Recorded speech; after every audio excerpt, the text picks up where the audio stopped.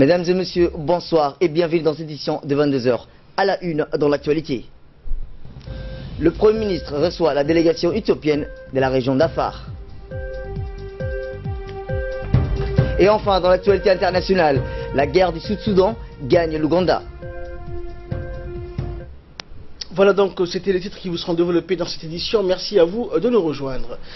Le Premier ministre Abdelkader Kamel a reçu en audience ce matin une délégation éthiopienne de la région Afar qui séjourne à Djibouti pour rencontrer les autorités djiboutiennes et effectuer également des visites des institutions et des infrastructures. La délégation conduite donc par Hassan Abdelkader, vice-président de la région Afar et vice-président également du parti Afar National Démocratique et ancien ambassadeur de l'Éthiopie au Sénégal, a rencontré ce matin en présence du ministre de la Justice et de la région Afar, Ali Gorbaïs Mohamed, et l'ambassadeur de l'Éthiopie à Djibouti. L'objectif de la réunion portait sur la préparation du 12e anniversaire de la célébration des nations et nationalités de l'Éthiopie, célébrée en décembre de chaque année. Et cette fois, la célébration aura lieu à Samara, capitale de la région Afar de l'Éthiopie. Cette journée correspond à l'adoption de la constitution de l'État fédéral de l'Éthiopie, qui regroupe 9 régions. La délégation a été introduite à la primature par le conseiller technique et ancien président du conseil régional d'Obok, Ali Ahmed Hassan, dit Ali Boss. À l'instar des pays limitrophes, la République de Djibouti a toujours participé à cet événement, et les discussions donc entre le Premier ministre et la délégation a porté essentiellement sur la mise en place d'un comité technique pour apporter le soutien et l'aide nécessaire aux Djiboutiens à cet événement. Pour plus de précisions sur cette réunion, nous avons demandé au chef de M. Hassan Abdelkader les détails sur cette réunion. Djibouti et l'Éthiopie, a-t-il dit, sont deux pays très proches et partagent beaucoup de valeurs communes dans la culture, une même langue et une même proximité religieuse. Les deux pays sont le chemin de réussir une intégration exemplaire en Afrique. La célébration du 12e anniversaire sera aussi une occasion pour partager des moments de joie qui va regrouper l'ensemble des nations et nationalités éthiopiennes avec à la participation des communautés des pays voisins. Également dans l'actualité, le ministre des Affaires musulmanes, de la Culture et des Biens Warf a inspecté le déroulement aujourd'hui des opérations d'enregistrement des pèlerins djiboutiens qui ont gagné le tirage au sort effectué par le ministère qui s'est déroulé à l'ancien bâtiment situé à côté du ministère des Affaires étrangères. À son arrivée, le ministre a été accueilli par le secrétaire général du ministère des Biens Warf, Mohamed Ahmed Sultan, et le directeur des Affaires musulmanes, Al-Saleh Ahmed Abdallah, et le chef de service du Hajj et Umrah, Ousmane Awale Omar. Cette visite a permis au ministre de s'enquérir du bon déroulement des opérations d'inscription des pèlerins. En fin de sa visite, le ministre a tenu une réunion donc avec les différents responsables du ministère des Affaires musulmanes, où il a reçu de plus amples explications détaillées sur la participation des responsables concernés en ce qui concerne la prise en charge et permettre ainsi aux pèlerins d'accomplir leur pèlerinage dans de bonnes conditions. Rappelons que la visite du ministre intervient après quelques jours concernant le tirage au sort qui a été effectué en direct sur la chaîne nationale de la télévision pour la 4e année consécutive. Au total, 1100 pèlerins djiboutiens vont accomplir le pèlerinage cette année, selon le ministre. Dans une intervention accordée à la télévision nationale et d'autres médias, le ministre des Affaires musulmanes et de la Culture et des Biens Warf, M. Mohamed Hassan Barre, a passé en revue l'objet de sa visite d'inspection ainsi que le rôle majeur de son ministère pour servir les invités d'Allah. En effet, le ministre a affirmé que cette visite intervient quelques jours après le tirage au sort pour superviser les opérations définitives d'enregistrement des pèlerins qui ont été choisis après le tirage au sort. Le ministre a rappelé le soutien aux pèlerins d'accomplir le pèlerinage dans de bonnes conditions depuis 1999. À cet effet, le ministre a rappelé la réduction plutôt du prix du billet d'avion l'année dernière qui n'a pas dépassé les 71 000 grâce à la volonté du président de la République. Cette initiative a été faite après la mise en service d'Air Djibouti grâce au président de la République. Le ministre a précisé que le prix du billet d'avion a été fixé à la somme de 71 000 francs pour cette année 2017. Et d'autre part, le ministre des Affaires musulmanes, de la Culture et des Biens Waqf, Moumin Hassan Barre, a expliqué les différents services fournis aux pèlerins djiboutiens et les efforts déployés par le ministère pour la réussite du pèlerinage de l'année 2017. Il a souligné que ces services vont connaître des bonnes améliorations par rapport aux dernières années, soit en ce qui concerne les services de transport ou l'habitation ou les tentes des pèlerins à Mina. Le ministre a évoqué les résultats de sa visite récente en Arabie Saoudite et ses rencontres avec les hauts responsables saoudiens. Le ministre a profité de cette occasion pour exhorter les pèlerins djiboutiens à respecter les règlements en vigueur tout en saluant les efforts déployés par le comité djiboutien concernant le Hajj pour servir les pèlerins. Malgré tous ces services, le ministre a mené tous ses efforts pour ne pas hausser le coût du pèlerinage.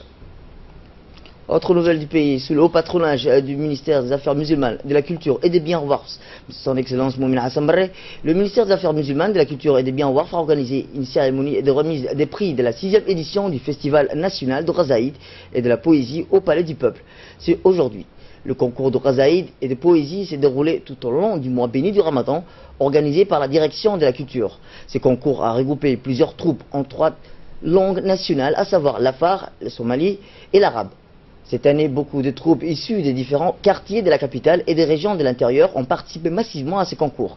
La cérémonie a été présidée par le ministre des Affaires musulmanes et de la Culture et des Biens Waqf. Était également présent à cette cérémonie le ministre de la Communication chargé des Postes et Télécommunications, M. Abdi Youssou Sougué, le secrétaire d'État à la Jeunesse et au Sport, M. Mohamed Hassan Kamil, la secrétaire d'État aux Affaires sociales, Mme Mouna Ousmane Aden, et plusieurs parlementaires, les officiers militaires et ceux civils. La cérémonie s'est clôturée avec les remises des prix pour les différents lauréats en poésie et des troupes de Ghazaïd en 3 langues nationales. Le directeur de la culture a remercié dans son intervention toutes les différentes troupes et individus qui se sont présentés à ce concours de poésie et de Ghazaïd. Il est important les efforts incontestables de son Excellence Moumin Hassan Barre en faveur de nos artistes qui désormais pourront pleinement bénéficier du Théâtre national de Salines pour les répétitions et les entraînements et les spectacles. Il est à noter aussi que notre ministre Moumin Hassan Barre a investi une enveloppe conséquente pour la réhabilitation et la rénovation, surtout en son, lumière et électricité, afin de rendre ce lieu viable. Et dans une intervention accordée à la télévision nationale, le ministre des Affaires musulmanes, de la Culture et des Biens Waqf, Moumin Hassan Barre, a passé en revue l'objet de sa visite d'inspection ainsi que le rôle majeur de son ministère. Et le ministre a affirmé que le Ghazaïd cette année s'est déroulé dans de bonnes conditions et a réuni bien sûr beaucoup de Djiboutiens et Djiboutiennes venus notamment de la capitale et des 5 régions de l'intérieur. Le Ghazaïd a réuni, rappelons-le, ceux qui étaient gagnants l'année dernière et ceux qui n'ont pas pu gagner le concours du Ramadan dernier, de l'année 2016. Et cette année, bien sûr, la chance a été donnée à tous les Djiboutiens, selon le ministre. Et il a félicité par la même occasion les lauréats et les gagnants de cette édition.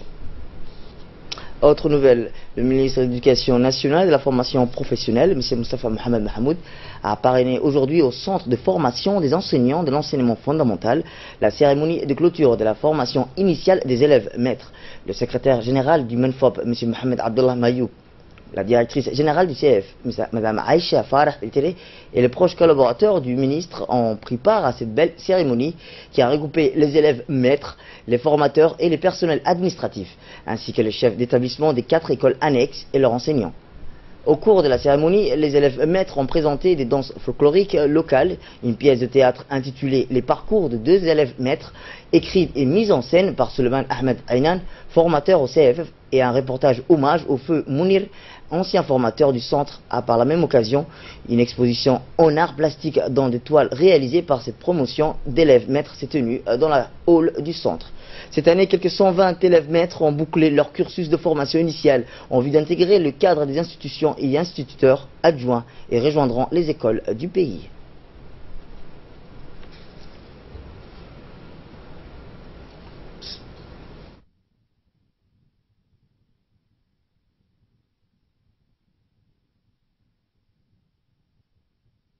Et aujourd'hui, nous célébrons la journée de fin des cérémonies de la formation initiale des élèves maîtres. Cette journée est une journée chargée d'émotions. Nous sommes tous très satisfaits des résultats de ces jeunes élèves maîtres et nous pensons qu'ils vont être à la hauteur de leurs exigences. Ils sont bien préparés pour répondre aux besoins nécessaires sur le terrain. Autrement dit, les choses qui ont été présentées aujourd'hui font partie de leur formation parascolaire, c'est-à-dire comment rédiger des journaux, comment faire des sketchs, des théâtres, comment pratiquer des danses traditionnelles et faire enseigner ça à des élèves. Hein. Tout ce qui a été présenté ici répond au module transversal, des compétences transversales que tout enseignant devrait connaître. Et, alhamdoulilah, ça a été une journée très satisfaisante. Nous étions très contents et nous remercions tous ceux qui ont honoré par leur présence, à commencer par les ministres de l'Éducation nationale, M. Moustapha Mohamed Mahmoud. Et de son côté, le ministre de l'Éducation nationale a longuement et fortement rendu hommage à la fonction d'enseignant qui reste un pilier de la société.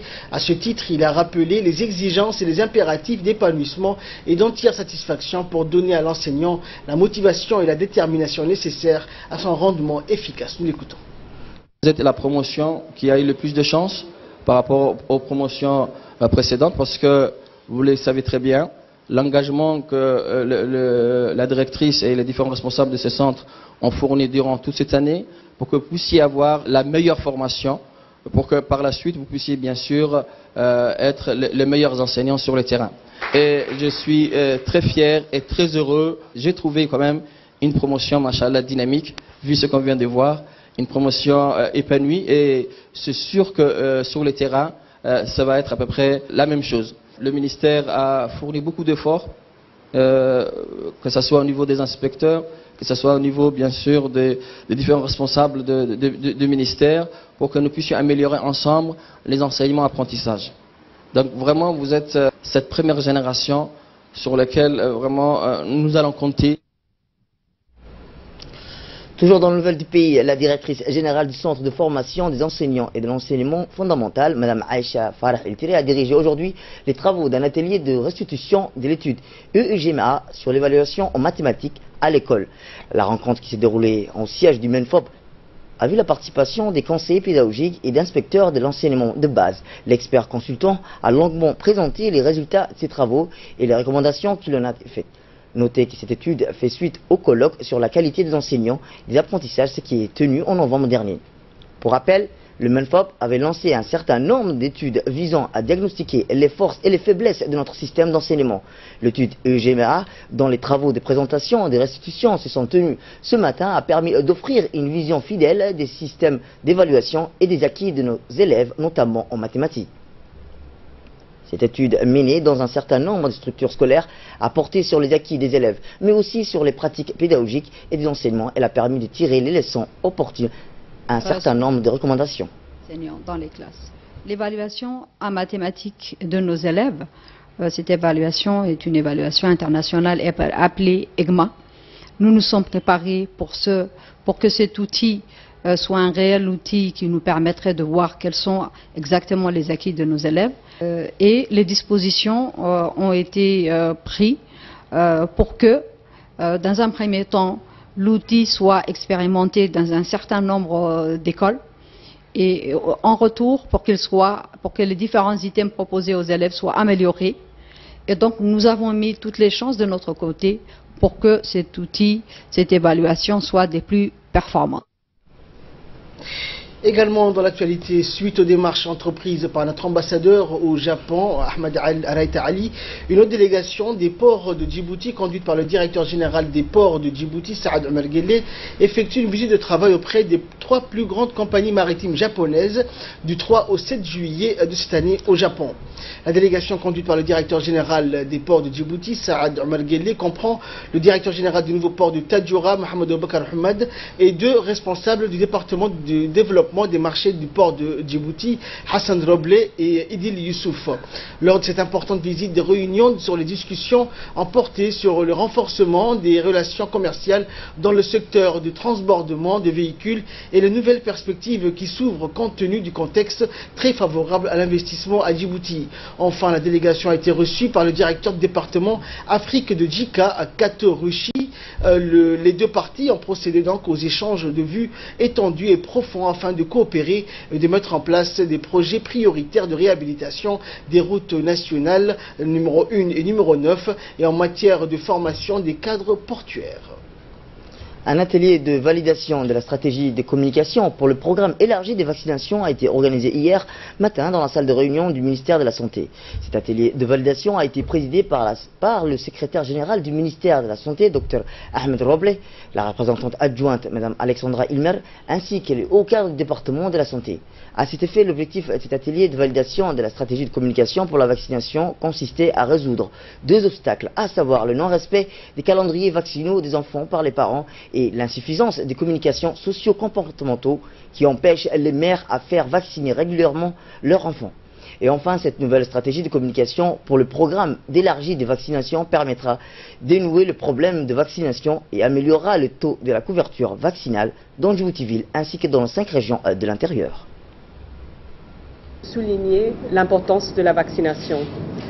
En effet, la vaccination est une intervention de choix dans le domaine de la santé, non pas seulement parce qu'elle protège les enfants et les communautés des maladies évitables par la vaccination, mais aussi parce qu'elle sert de plateforme solide à d'autres interventions telles que la supplémentation en micronutriments, le déparasitage des enfants, la distribution des moustiquaires imprégnés d'insecticides et d'autres pratiques clés pour la santé des enfants à Djibouti. Et la vaccination est une intervention de choix dans le domaine de la santé, non pas seulement parce qu'elle protège les communautés des maladies évitables, mais la vaccination est aussi, sert de plateforme solide à d'autres interventions telles que le déparasitage des enfants, la distribution et l'utilisation des moustiquaires imprégnés d'insecticides. Écoutons à ce propos l'intervention du secrétaire général du ministère de la Santé. Venu ce matin pour participer à cet atelier de restitution sur les stratégies de communication sur le PEV. Comme vous le savez, le programme élargi de vaccination fait partie du paquet minimum concernant l'offre de soins, les prestations que le centre de santé au niveau 2 et au niveau 1 offre aux différentes populations de notre pays. La vaccination donc est au cœur et l'axe prioritaire des interventions que le ministère de la Santé offre. La vaccination donc est une stratégie, est une intervention de santé publique qui est très importante pour nous. De manière globale, la direction de la santé et de la mère est la première direction importante, fondamentale de ce ministère. Et les festivités commémorant le 40e anniversaire de l'indépendance se poursuivent dans nos représentations diplomatiques et consulaires à l'étranger. Aux États-Unis et plus précisément à Minneapolis, la fête a été haute en couleurs, pleine d'élan et de ferveur patriotique avec des animations culturelles et patriotiques. Les Djiboutiens résidant donc dans la ville de Minnesota et Minneapolis ont largement pris part à ces festivités qui ont été marquées par des danses traditionnelles et des chansons patriotiques. Cette soirée riche en couleurs a été animée par la star djiboutienne Habbat Oulad. Les Djiboutiens résidant donc dans ces deux grandes villes ont exprimé leur fierté pour cet anniversaire d'indépendance ainsi que de la participation massive de la communauté djiboutienne résidant à Minnesota et Minneapolis.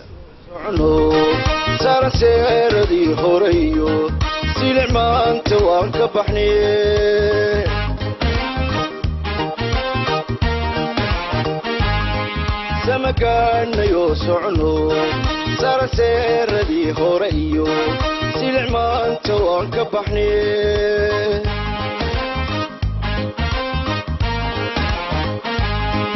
سرك عازمو سرك عازمو سرك عن سلام على كيني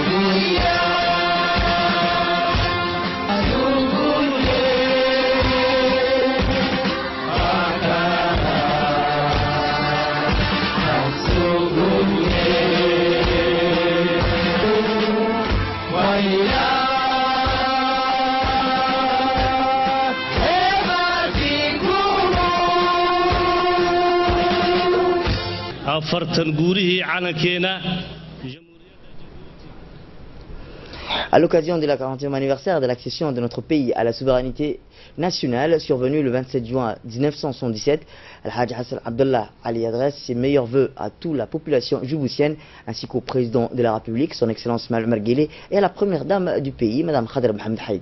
Hajj Hassan Abdallah, ancien journaliste de la RTD, est un pionnier dans le développement social et la promotion de l'éducation. Il est notamment le fondateur du village de Galamo et de Galina.